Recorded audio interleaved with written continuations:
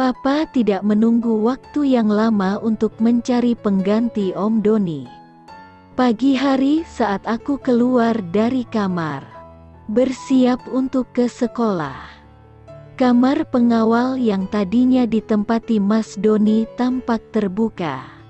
Kamar pengawalku memang ditempatkan persis di depan kamarku, di samping perpustakaan pribadi milik Papa. Saat melewatinya, aku melihat seseorang sedang membuka tas di atas tempat tidur.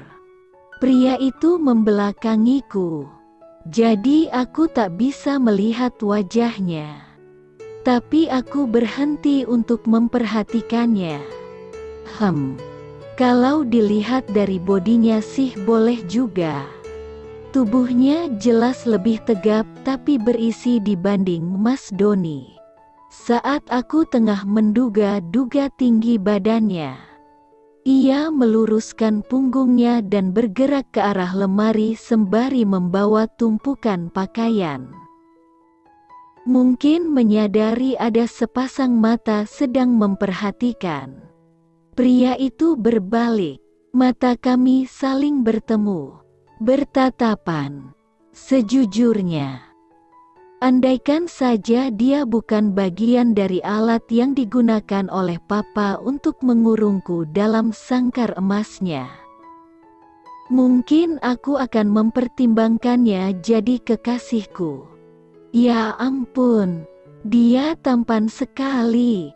Iya sih, kulitnya bersih, tapi tak menghilangkan kesan maskulin sama sekali.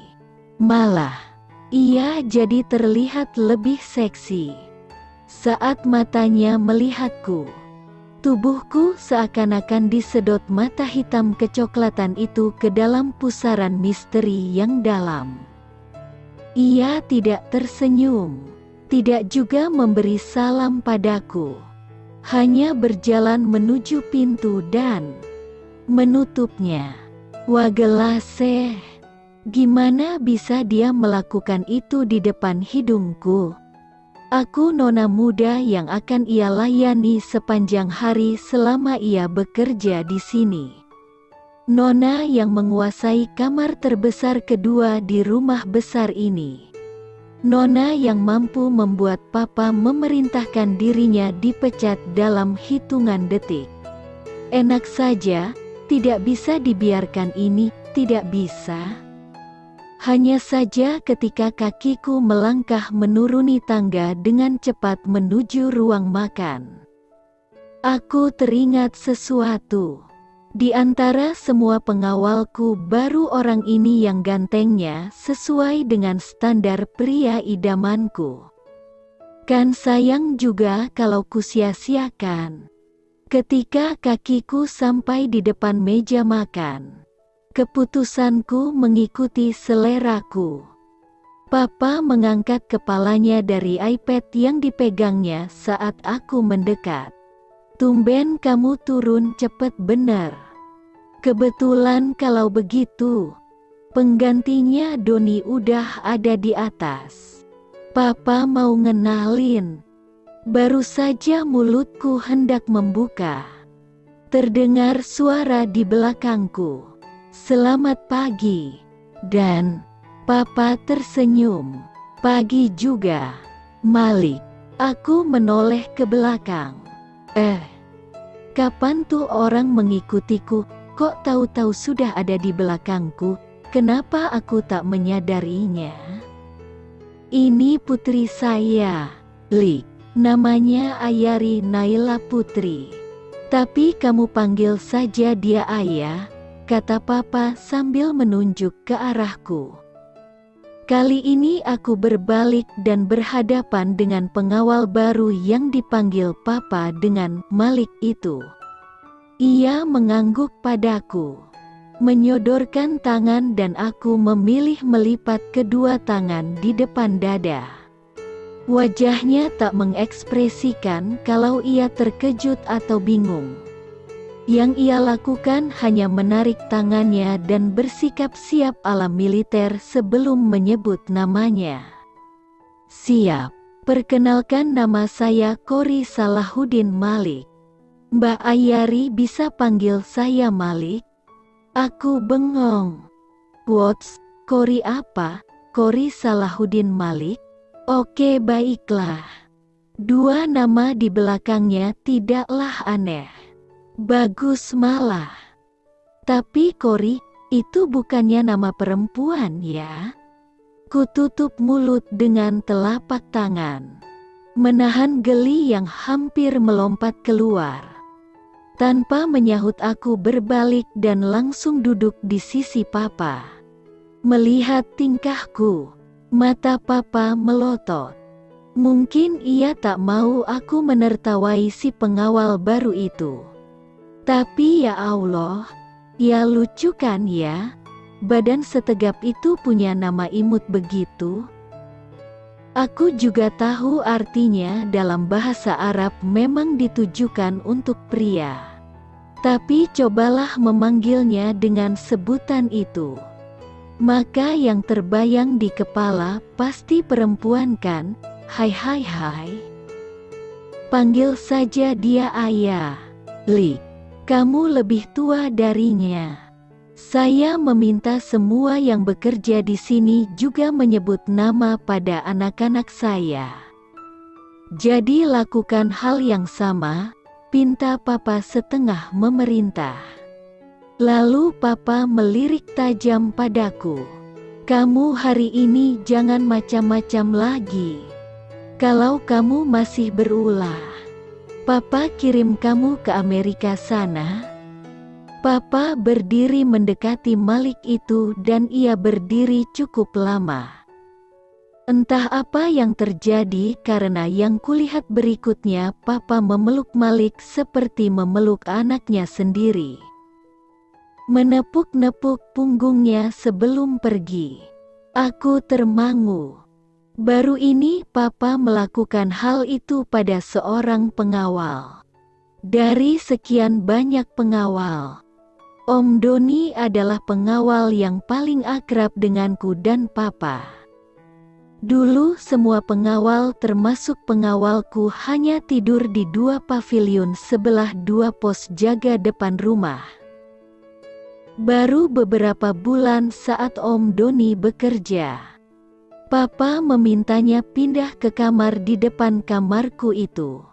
Tapi selama bekerja, papa tak pernah memperlakukan Om Doni seperti ia memeluk si Malik itu.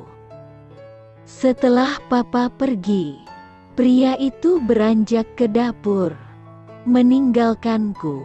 Aku tak peduli, biarlah. Memang biasanya seperti itu. Para pengawal selalu makan di dapur. Meskipun aku dan papa tak pernah melarang mereka untuk duduk dan makan bersama. Jangankan mereka, Bibi Fataim yang mengasuhku dari balita saja masih segan kuajak makan bersama. Karena itu, aku memilih makan sambil memeriksa ponsel. Suara jam berdentang 6 kali menandakan aku harusnya sudah bersiap-siap pergi. Tapi aku malas. Aku jarang pergi tepat waktu ke sekolah. Terlambat juga tidak ada yang berani marah apalagi menghukumku. Aku masuk sesuka hatiku. Jadi ya santai saja. I am the boss anyway. Ayari. Sudah saatnya kita ke sekolah, ujar suara berat di dekatku saat aku tengah asyik melihat-lihat Instagram.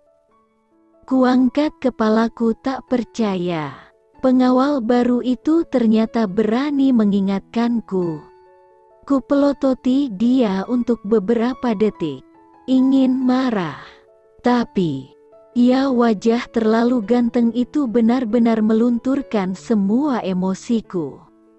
Gimana mau marah kalau dapat pemandangan dari sudut terbaik dengan jarak yang begini dekat? Hati perempuan yang terlalu banyak melihat pemandangan jelek ini. Memang terlalu mudah dilumpuhkan hanya dengan seringai kecil tanpa senyum dari wajah paling ganteng di rumah ini. Hadiuh. Ya sudah. Ayo, kataku akhirnya sambil bangun dari tempat duduk. Tapi ia tak bergerak, malah menatap piringku. Nasi goreng yang dihidangkan Bibi Fataim memang hanya ku makan separuh. Mungkin juga tak sampai separuh. Entahlah. Aku memang makan beberapa sendok dan tadi terlalu sibuk menyekrol layar ponsel ketimbang menyendok nasi ke mulut. Om Malik tampak menatapku. Lalu ia beranjak ke dapur dan keluar lagi sambil membawa kotak makan. Dengan cekatan, ia memindahkan nasi goreng ke dalam kotak makan itu. Aku terkesiap. Om, gak usah, aku bisa beli makanan di sekolah. Ngapain repot-repot begitu? Om Malik tak menjawab. Ia tetap melanjutkan apa yang sedang ia kerjakan. Setelah selesai, ia menoleh padaku. Ayo, sebentar. Nasi goreng sisa itu buat siapa memangnya? Buat aku, atau buat dia? Tapi Om Malik tak peduli. Ia berjalan keluar menuju parkir sambil membawa kotak makan itu. Karena akhirnya aku menyimpulkan itu bukan untukku. Aku santai saja mengikuti langkahnya. Masuk ke kursi penumpang belakang mobil Alphard yang biasa ku gunakan. Hanya saja baru saja bokongku menyentuh jok. Tiba-tiba Om Malik membuka pintu penumpang itu lagi. Keluar, kita gak pakai ini. Kita pakai yang itu, katanya sambil menunjuk sebuah mobil putih double cabin. Yeay. Mobil setengah truk begitu yang dia mau pakai untuk mengantarku ke sekolah. Dikira aku mau sekolah ke tambang apa? Buruan, perintahnya tak sabar. Iich nih orang, bikin bete banget dah. Tapi baru saja aku ingin membantah. Dia suka menarik tanganku keluar dan setengah menyeretku masuk ke dalam mobil yang tinggi itu. Ya ampun. Pak, ini orang mungut di mana sih? Kasarnya setengah mati. Ia juga tak membuatku duduk di kursi penumpang belakang, tapi di sebelah supir. Tempat yang selama ini paling tidak kusukai. Mau membantah. Aku selalu gagal setiap kali melihat wajah gantengnya. Mungkin nanti, tidak hari ini. Kukira semua kerusuhan pagi akan berakhir setelah mobil melaju menuju sekolah. Ternyata mobil yang dibawanya benar-benar lari macam bawa setan. Laju sekali. Suang-suing di antara mobil-mobil saat melaju di jalan tol. Semacam tol itu bagai arena balap. Aku melirik sedikit dashboard mobil itu dan melihat panah menunjuk ke angka nyaris 100. Saat aku tengah sibuk membaca aneka doa mulai dari doa mau makan, mau masuk WC, berzikir, lalu membaca Al-Fatihah, Al-Ikhlas dan aneka surat pendek yang sedapat kuingat. Demi keselamatan perjalanan mobil dengan kecepatan setan ini, Om Malik tiba-tiba berkata, "Itu nasi gorengnya sambil dimakan lagi. Tadi kamu kan makannya dikit, habiskan." Aku bengong, sibuk mencerna kata-katanya barusan. Gak salah, di dalam mobil selaju ini, aku menatapnya tak percaya. Om Malik menoleh dengan tenang. "Kenapa gak mau? Mau saya suapin?" Dalam keadaan mobil selaju ini, Oh no no no. Aku masih ingin tiba dengan utuh di sekolah. Buru-buru aku meraih kotak makan yang diletakkan Om Malik di dekat rem tangan. Membuka secepat yang ku bisa dan menyendok sebanyak-banyaknya nasi yang bisa kuambil.